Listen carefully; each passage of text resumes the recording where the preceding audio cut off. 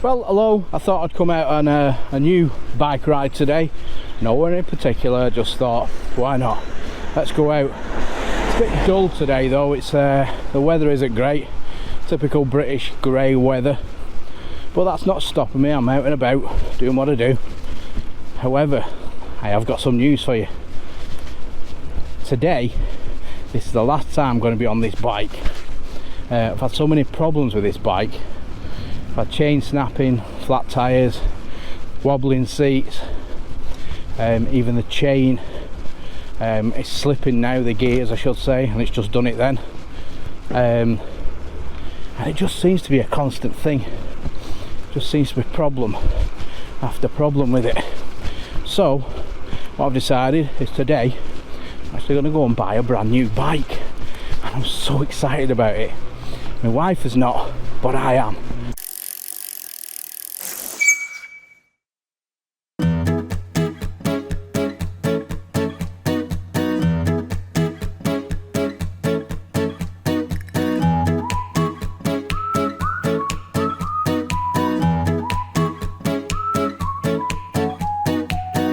So,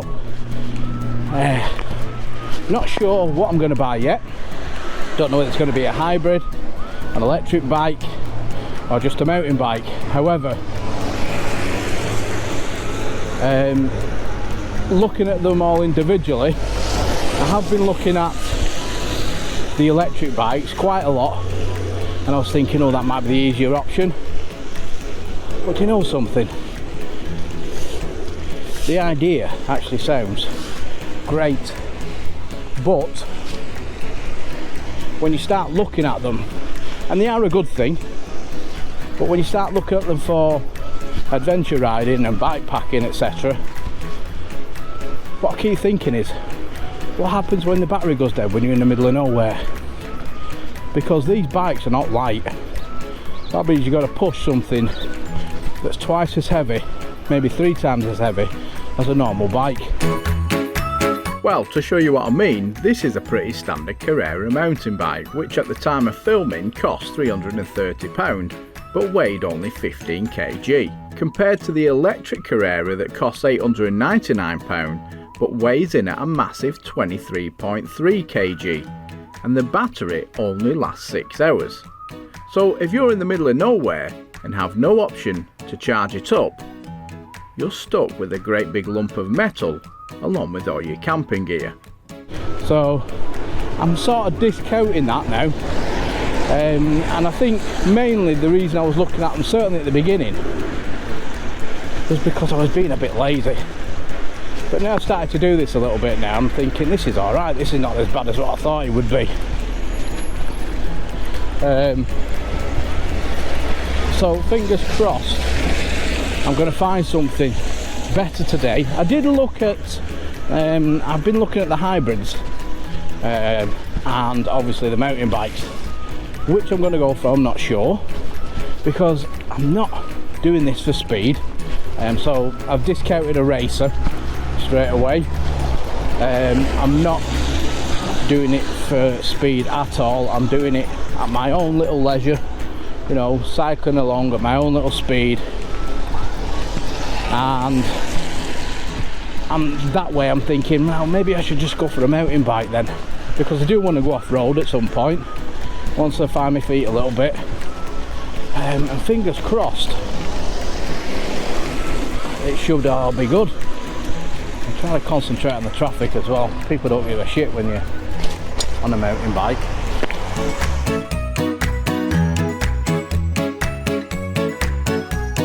Well, as I got closer to home, the excitement started to build, and I think I now understand the feeling my wife gets when she's going to buy some new shoes. Anyway, I'm nearly back home, and you know what that means, don't you? Nearly time to get my new bike. Oh yeah. Well, just as I got home, the heavens started to open, and in true British style, it rained for the rest of the day. However, that didn't stop me in my mission of buying a new bike, so I jumped in the car and off I went to my local Halford store. For those of you that are not from the UK, is a large chain that is more recognised for car spares and accessories rather than bikes, but over the past few years it's upped its game when it comes to cycling. Now, one thing I have to state at this point is that I have nothing to do with Halfords, and this video isn't supported by them in any way, shape or form, but it's local to me, and as a total novice I hope it's got what I need. Alright, today I've come to Halfords to look for a new bike, and I know a lot of you will be saying, oh, Halfords? Well, yeah, because they sell a good selection, and like I said, I'm new to all this bike riding stuff, not sure what I'm getting yet. However, I'm going to speak to someone, see what they recommend, and then we'll take it from there. Got in it.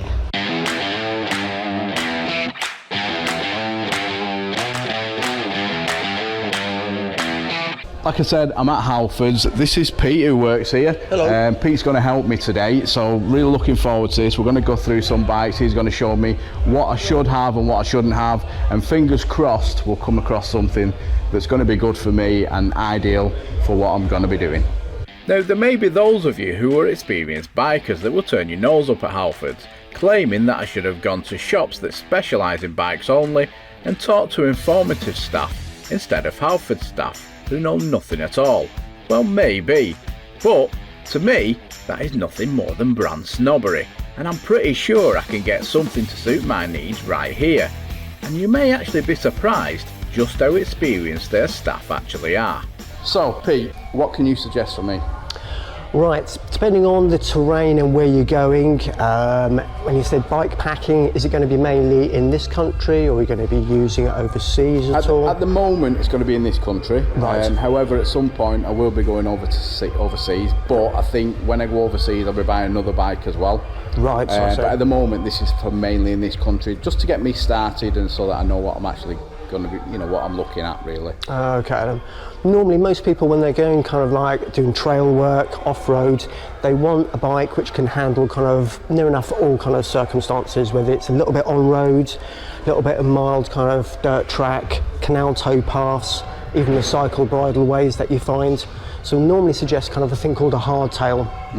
So it has front suspension, so it soaks up any kind of absorption, potholes, kind of divots and ruts, so your arms don't get shaken too much.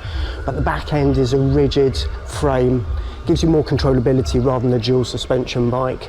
Again, depending on kind of like the budget that you set yourself in mind, you can easily start from, say, the lower end, which is kind of like the Apollos. They're a good basic budget bike just to kind of get the novice into cycling. We then go over to the Carrera ranges. The spec on the components kind of increases, so you have three main things to look out for. The frame set, what it's made out of, the group set, which consists of the gears and the braking, and then the wheel set, again what they're made out of, kind of whether it's an old steel wheel, aluminium, double walled, so on and so forth. We go to the Voodoos and the Boardmans. The Boardmans are our flagship range. That's like our Rolls-Royce edition. The quality that you find kind of on, again, just the components, from the simplest things of braking going on to hydraulic, which is a liquid which is in the tube, which then kind of puts resistance and puts the pads to the disc, rather than compared to, say, a mechanical cable pull braking system. Then it all boils down to the frame size. Again, with the type of terrain work that you're doing, you don't want to go for a really, really big frame and find that you're sitting on top of the bike. You want to be able to have a slightly smaller frame to give you that flexibility to kind of raise and lower that saddle. So if you're going down an embankment, you want to be able to transfer your weight over to the back end of the bike. Also consider when you're kind of purchasing a bike, kind of anything like lights, mudguards, pannier rack. Especially as you're going to do bike packing, there is going to be some equipment that you'll be taking with you. So you don't want everything on a rucksack. It's best to have the bike sharing the load. So the benefits of the smaller chain reel, where the pedals are, that's it. What is the benefit for that? Things like that gives you a higher ratio, so you find that kind of when you're going through, say, a pebbly stream, you find that it's an easier pedalling. You're not kind of fighting against a big chain ring, which kind of is more made for speed rather than actual accuracy and kind of skill going through kind of rough terrain, rocky streams, pebbles, things like that. Okay. So it gives you more control kind of on the speed and handling of the bike. And you thought their staff didn't know anything. Surprise. Now, I'm just having a look at the bikes, and I must admit I do quite like the Carreras, but I'm also drawn to the Voodoos. Now, just by looking at the Voodoos, you just think they're built to last, they really are. However, I'm also liking the Boardman, but the Boardman is a lot more expensive. But it's like anything in this world, you get what you pay for. But it depends on how much I want the bike and how much money I've got. Now, some of these bikes go up to thousands and thousands of pounds. I'm not going to go to that extreme, not yet, because I'm only just starting, as you know. So, but when you look at the difference, I mean, this is an Apollo, which is £130. All right. So when you look at that, and then you come down and you look at something like the Voodoo, you can see the difference. You can see why there's a difference in price. Now that Voodoo is actually 500 quid. That is £130. So the Apollo's £130. So you can see you get what you pay for in this industry. I'm not sure what I'm going to go for. I'm like a kid in a candy store, I'll be honest with you, I really am. There's that much to look at. There's that much information you've got to try and get in your head. But these guys seem to know what they're talking about. They seem to know what they're doing. A lot more than I do. So fingers crossed I'm going to come away with something today that's going to be absolutely amazing, and I'm going to really enjoy riding. But one of the things that I am going to do, and I know that I'm going to do, is change these seats. I really don't understand why they put them type of seats on, because it's not like that almost puts you off, because you look like you're sitting on a razor blade. But that's just me. I like comfort. If it was up to me, I'd have an armchair stuck to it. Right, so like I mentioned, the seat on the bikes, on all of the bikes, to be honest, actually look like they're going to cut you in half. I'm going to be on that seat for a long time. Yep. So what do you suggest seat-wise as a replacement? Right, definitely have a look at the gel saddles. So things like kind of the Cello Royals that we sell here. You'll find kind of the comfort kind of starts increasing the more you ride it. As it warms up, it starts moulding to the contours of your bum. If you go down to kind of like the Ergo saddles, again, they're gel padded, but not really gel filled, so there is a difference in those. Best thing is, rule of thumb is, give it the squeeze test. When you squeeze it, you can actually feel kind of how firm or how soft that saddle will be. Yeah. And as soon as you go over there, as you can see, my thumb is depressing in a lot further. You can't feel it on camera, but it makes a big difference. Because that is the first initial point of contact kind of with you and the bike, is the saddle, and then it's onto the handlebars. So yeah, I'd recommend a good quality gel saddle. Try not to go too wide, so depending on your bum size, basically. If you're kind of fairly thin and slim like myself, you certainly wouldn't go for a wide saddle like this. The simple reason is, as you're cycling, the inside of your thigh legs will be starting to chafe on the wider point of the nose of the saddle. Yeah. So always choose kind of the saddle considering kind of the size kind of your posterior. So for example, myself, I would go with the Athletic, which is this one. Maybe for yourself, go for something which is what we call the moderate. So it's just nicely in between. Anyone who's kind of any larger, then you'd go for the Relaxed, which gives you a more wider seating surface. Yeah, because I mean, that's the thing about me. I've got a big belly, but the rest of it's quite slim. I've got slim legs and everything, so but my belly is just like. So you're suggesting something like that? Yeah, I would suggest kind of definitely go for the moderates. If you can do also, to kind of back it up, have a good quality pair of padded shorts as well. Again, that makes a big difference. especially if you're riding for long hours, kind of like say 6 or 8 hours a day, then you need that comfort. Whoa, hang on. Did he say 6 or 8 hours a day? I think Pete needs to calm down a little bit. Anyway, what I did want to know is what really makes bikes like the Boardman and the more expensive bikes so costly, and are they actually worth the money?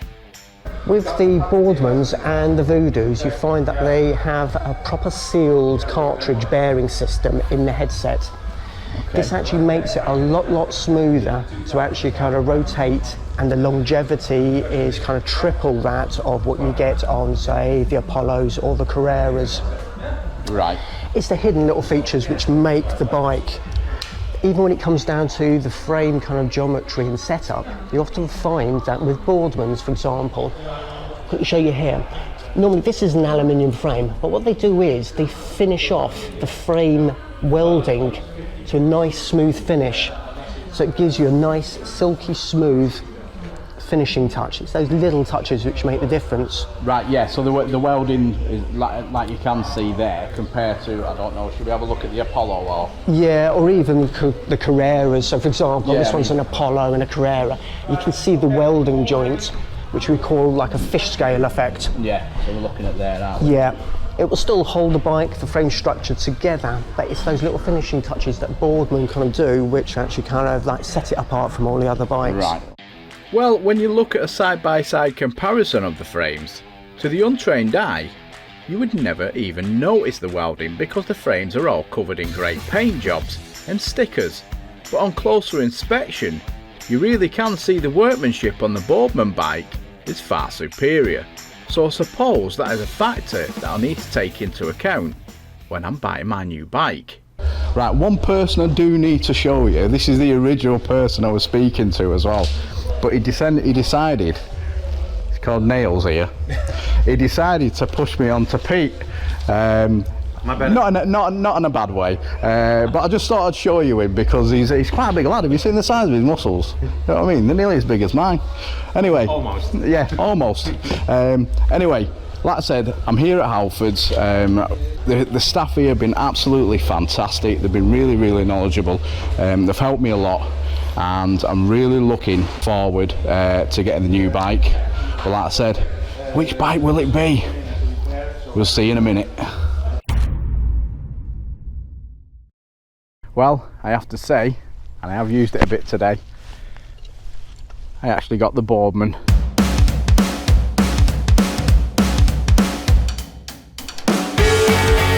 So why did I pick the Boardman over all the others? Well, I have to say it was sold to me very well, and then it was just over to personal preference. I mean, at this stage in the game, my knowledge is very limited when it comes to specs of a bike, and my description method revolves around things you learn as a kid, like the frame, wheels, seats, brakes, etc. And then after that, anything more technical is called a what's it, a thingamajig, or a doodah. Well, some people might ask, why I still picked a hardtail? Well, I was nearly persuaded to go for a gravel bike by a man who is way more experienced than me and whose YouTube channel, Solo Bikepacker, is really informative.